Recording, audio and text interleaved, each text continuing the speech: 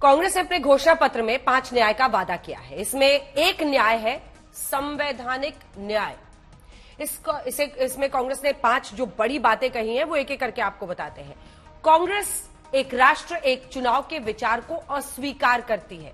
वो बात जो प्रधानमंत्री से लेकर बीजेपी के कई नेता कह रहे हैं, वन नेशन वन इलेक्शन, वो कह रहे हैं हम ये नहीं लागू करेंगे, हम इसके अस्वीकार करते हैं। पार्टी वादा करती है कि लोकसभा राज्य के जो विधानसभा चुनाव हैं वो संविधान और संसदीय लोकतंत्र की परंपराओं के ही मुताबिक होंगे, जैसे कि अभी हो रहा है। दूसरा, ईवीएम की पारदर्शिता बनाए रखने के लिए कानूनों में संशोधन करेंगे। मतदान ईवीएम के माध्यम से होगा, लेकिन मतदान पर्ची को वीवीपैट पर्ची से मिलाया जाएगा। तीसरा, कांग्रेस मीडिया की पूर्ण स्वतंत्रता सहित भाषण और अभिव्यक्ति की स्वतंत्रता बहाल करने का वादा करती है।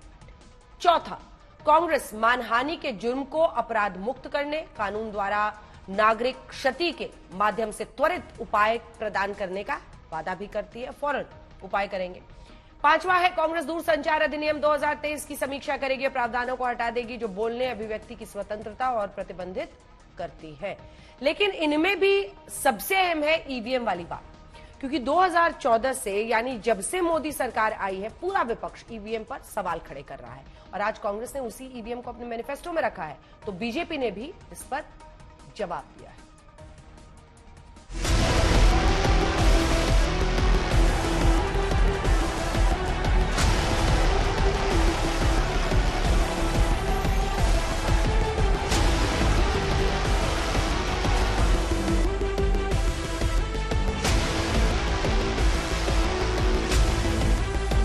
इस वक्त कांग्रेस से लेकर विपक्ष के कानों में पीएम मोदी का एक ही दावा गूंज रहा है। और दावा क्या है, पहले आप वो सुनिए, उसके बाद आपको बताएंगे कि मोदी के इस दांव की काट निकालने के लिए कांग्रेस अब कौन सा दांव लेकर आई है। जनता जनार्दन कह रही है, जिसने 370 हटाया उस बीजेपी का टीका 370 सीटों से होगा। बीजेपी के 370 ही पहुंचाएंगे एनडीए को 400 पार। लड़ाई बड़ी है क्योंकि मोदी तीसरे टर्म की बात कर रहे हैं। 2014 और 2019 का चुनाव वो जीत चुके हैं। इस बार कांग्रेस करो या मरो वाली स्थिति में है, क्योंकि कांग्रेस ये जान चुकी है अगर तीसरी बार मोदी की सरकार आ गई, जो रहा सहा है शायद वो भी खत्म हो जाएगा। अब राहुल गांधी और पीएम मोदी दोनों को बेहद ध्यान से सुनिएगा। देखिए, जो अब तक हुआ है ना, वो तो ट्रेलर है, ट्रेलर। आप आजकल बड़ी बड़ी होटल में खाना खाने जाते हैं ना, तो पहले एपेटाइजर लेकर के आते हैं, थोड़ी थोड़ी 2-3-4 जरा बड़ी चटाकेदार चीजें परोसते हैं। तो कभी लगता है यार इतना आ गया, पेट तो भर गया, आप खाना क्या खाएंगे। ये जो मोदी ने किया है ना, वो तो एपेटाइजर है, एपेटाइजर। अभी तो पूरी खाने की थाली आधी बाकी है। ये जो चुनाव है, ये लोकतंत्र को और संविधान को बचाने का चुनाव है। एक तरफ एनडीए नरेंद्र मोदी जी जो कॉन्स्टिट्यूशन पर आक्रमण कर रहे हैं,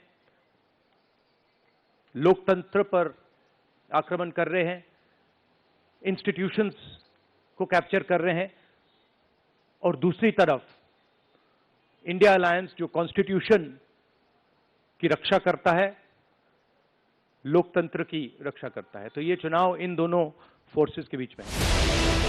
और इसीलिए जब आज कांग्रेस ने लोकसभा चुनावों के लिए अपना मैनिफेस्टो जारी किया, तो उसमें फिर से ईवीएम यानी इलेक्ट्रॉनिक वोटिंग मशीन को बड़ा मुद्दा बता दिया।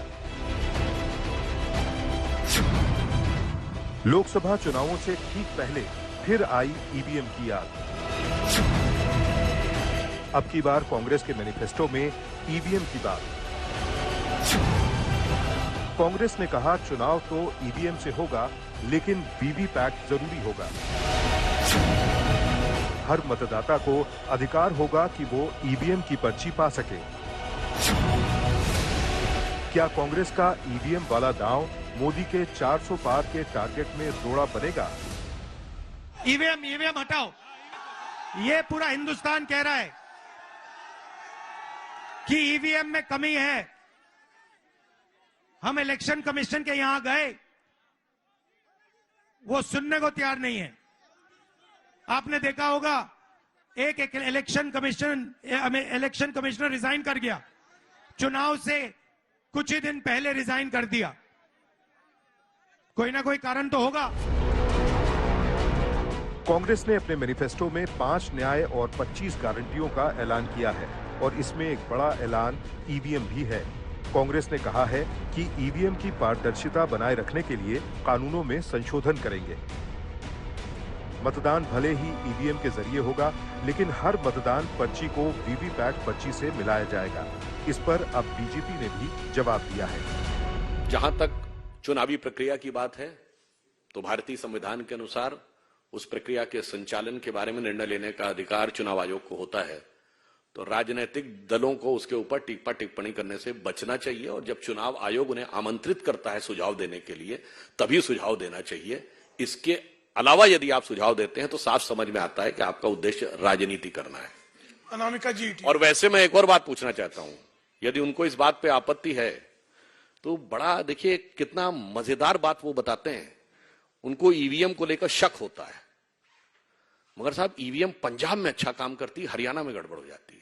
देश की जनता को यदि वो ये बताना चाहते हैं तो शायद इसीलिए उनको वो संज्ञा दी गई थी, जिस कारण जो अब औपचारिक रूप से बोलना उचित नहीं है। इशारों को अगर समझो, राज को राज रहने दो।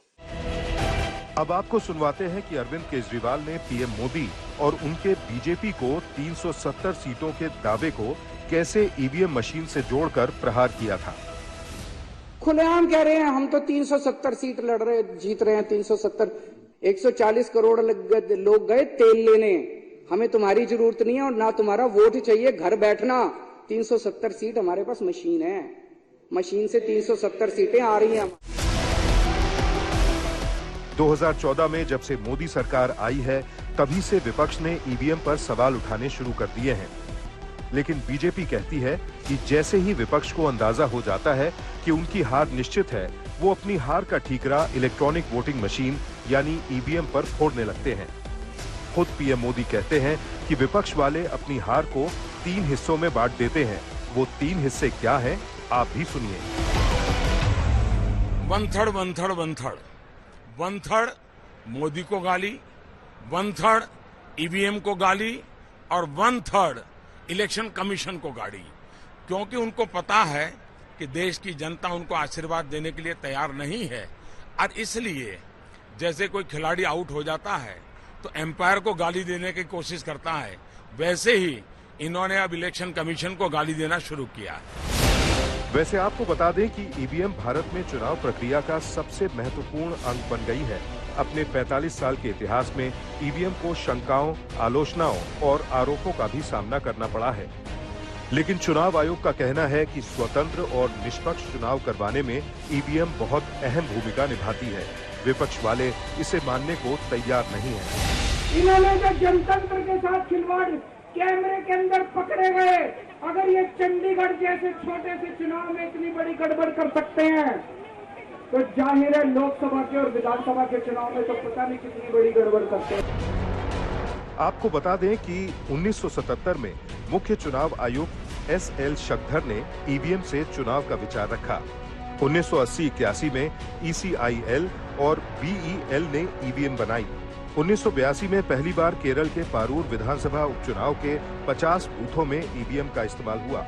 1984 में सुप्रीम कोर्ट ने ईवीएम के इस्तेमाल पर रोक लगाई। 1988 में लोक प्रतिनिधित्व अधिनियम 1951 में संशोधन। 15 मार्च 1989 से ईवीएम के इस्तेमाल का रास्ता खुला। 2018 में सुप्रीम कोर्ट ने फिर से मतपत्रों से चुनाव करवाने की मांग कर रही याचिका खारिज की। ईवीएम के जरिए मतदान में धांधली के आरोप शुरू से ही लगते रहे हैं, इस तरह के मामले अदालतों में भी पहुंचे हैं। चुनाव आयोग का कहना है कि अलग अलग हाईकोर्ट ने ईवीएम को भरोसेमंद माना है, लेकिन 2014 में मोदी सरकार के आने के बाद विपक्ष ईवीएम को पकड़ कर बैठा है। दिल्ली से मौसमी सिंह के साथ आज तक ब्यूरो। आज कांग्रेस ने अपने घोषणा पत्र में कई बड़े वादे किए। ये वादे जनता के इरादों पर कितने खरे उतरेंगे, ये चुनावी परिणाम आने के बाद ही साफ होगा। लेकिन आज कांग्रेस ने किसानों का दिल जीतने के लिए एक बड़ा दांव चला है। किसानों से एमएसपी कानून का वादा किया। दूसरी तरफ सरकार बनाने गिरने के खेल में शामिल होने वाले सांसद और विधायकों के लिए खतरे की घंटी बजाने वाला वादा भी किया है।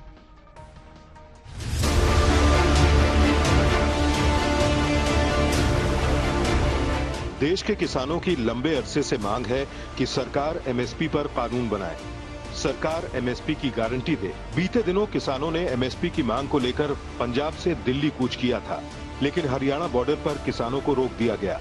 आम चुनाव में किसानों के लिए एमएसपी पर गारंटी एक बड़ा मुद्दा है और अब कांग्रेस ने एमएसपी पर गारंटी का वादा कर दिया। कांग्रेस को पूरा भरोसा है कि देश के मतदाता उनका ट्रैक रिकॉर्ड को देखते हुए भरोसा जरूर करेंगे। हमने मनरेगा,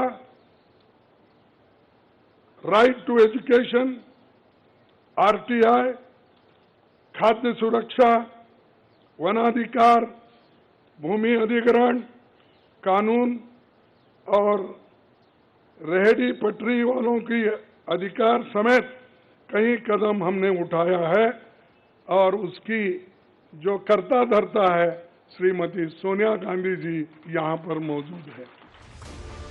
ये तस्वीरें कुछ दिन पुरानी हैं, जब शराब घोटाले में दिल्ली के मुख्यमंत्री की गिरफ्तारी हुई। केजरीवाल इस वक्त तिहाड़ जेल में हैं। तमाम विपक्षी दलों का आरोप यही है कि केंद्रीय एजेंसियों की मदद से बीजेपी सरकार ने लोकतंत्र का गला घोट दिया। लिहाजा कांग्रेस सत्ता में आई तो केंद्रीय एजेंसियों की शक्तियों पर अंकुश लगेगा, यानी गिरफ्तारी को लेकर कानून बदलेगा, यानी पीएमएलए कानून में संशोधन होगा। जो चुनाव है ये लोकतंत्र को और संविधान को बचाने का चुनाव है। एक तरफ एनडीए नरेंद्र मोदी जी जो कॉन्स्टिट्यूशन पर आक्रमण कर रहे हैं, लोकतंत्र पर आक्रमण कर रहे हैं, इंस्टीट्यूशंस को कैप्चर कर रहे हैं, और दूसरी तरफ इंडिया अलायंस जो कॉन्स्टिट्यूशन की रक्षा करता है, लोकतंत्र की रक्षा करता है। तो ये चुनाव इन दोनों फोर्सेस के बीच में है। कांग्रेस के मैनिफेस्टो में किया गया नया वादा यही है। वादा ये कि चुनाव जीतने के बाद कोई नेता दल बदल करता है तो ऐसे सांसद या विधायक की सदस्यता रद्द करने वाला नया कानून बनेगा, यानी सरकार गिराने और बचाने का खेल खत्म हो जाएगा। वहीं दूसरी तरफ कांग्रेस के मैनिफेस्टो को बीजेपी ने झूठ का पुलिंदा बताते हुए बड़ा हमला बोला है। मोदी जी 10 सालों में इसके मुकाबले का एक काम भी नहीं कर सके। आप बताइए कौन सी ऐसी बड़ी फैक्ट्री जो एम्प्लॉयमेंट क्रिएट कर सकती है, जो नेहरू जी के जमाने में बने वैसे कोई एक बड़े बड़े काम उन्होंने किया है। जिस देश में एक सुई नहीं बनती थी उस देश में पंडित जवाहरलाल नेहरू, इंदिरा गांधी जी ने रॉकेट बनाकर उड़ाकर दिखाया और बहुत से जो साइंटिफिक योजनाएं थी हमने बनाए।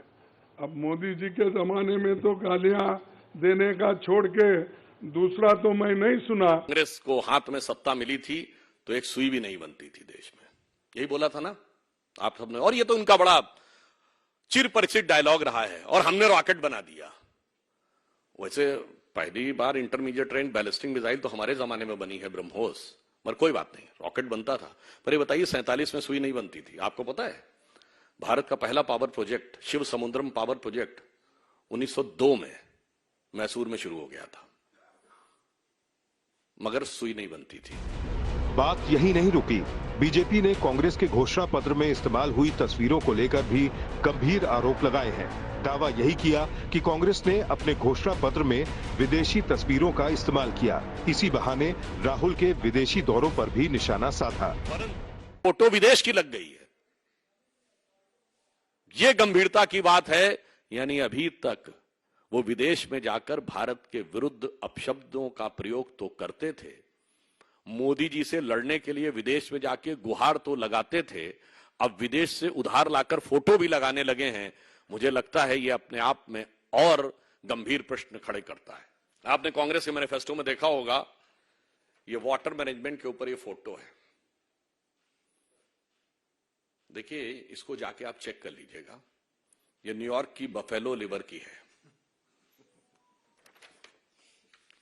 अब देखिए, मुझे लगता है कि अभी तक उनकी सोशल मीडिया चेयरपर्सन के अकाउंट से किसने ट्वीट कर दिया था तो पता नहीं लगा पाए, पर उससे बड़ा यक्ष प्रश्न हो गया है, ये फोटो कौन भेज रहा है विदेश से।